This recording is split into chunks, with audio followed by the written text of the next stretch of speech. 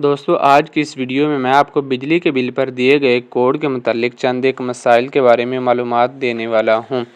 दोस्तों सबसे पहले ये बात करते हैं कि क्या जो लोग किराए के घर में रहते हैं वो भी सब्सिडी हासिल कर सकते हैं या नहीं और इसकी शराइत क्या हैं।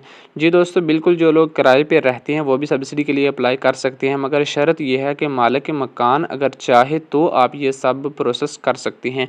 क्योंकि जब आप अप्लाई करेंगे तो जिसके नाम पर मीटर है उसको एक कोड रिसीव होगा।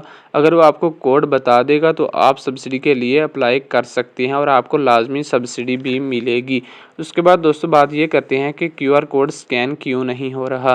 दोस्तों इसकी असल वजह यह है कि बहुत सारे लोग एक ही वक्त में अपना कोड स्कैन करके सब्सिडी के लिए अप्लाई कर रहे हैं और सर्वर पे काफ़ी ज़्यादा लोड पड़ रहा है, इसलिए सिस्टम नहीं चल रहा। तो दोस्तों आपने परेशान बिल्कुल नहीं होना, सर्वर को अपडेट करने की कोशिश जारी है।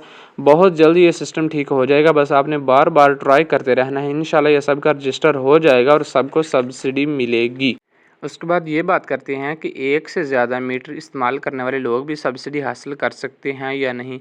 तो जी दोस्तों, अगर किसी के घर में एक से ज़्यादा बिजली के मीटर्स लगे हुए हैं तो वो सब मीटर्स पे सब्सिडी हासिल कर सकते हैं अगर वो हुकूमत पाकिस्तान की शराइत पे पूरा उतरते हों, यानी वो बिजली चोरी में मुलव्वस ना हो, उनका मीटर ख़राब ना हो और वो 200 से कम यूनिट्स इस्तेमाल कर रहे हों। तो दोस्तों आखिरी और इम्पोर्टेंट बात यह है कि आपने कोड स्कैन करके रजिस्ट्रेशन कैसे मुकम्मल करनी है और सब्सिडी अपनी कैसे हासिल करनी है। तो दोस्तों इसके मतलब मैंने पहले वीडियो अपलोड की हुई है, आप मेरे चैनल से वो वीडियो निकाल कर अपने रजिस्ट्रेशन का मुकम्मल प्रोसेस देख सकते हैं। दोस्तों अगर वीडियो अच्छी लगी हो तो वीडियो को लाइक और कमेंट ज़रूर कीजिएगा और चैनल को सब्सक्राइब भी लाजमी कर दीजिएगा ताकि इस तरह की मज़ीद इन्फॉर्मेशन आप तक बआसानी पहुँचती रहें।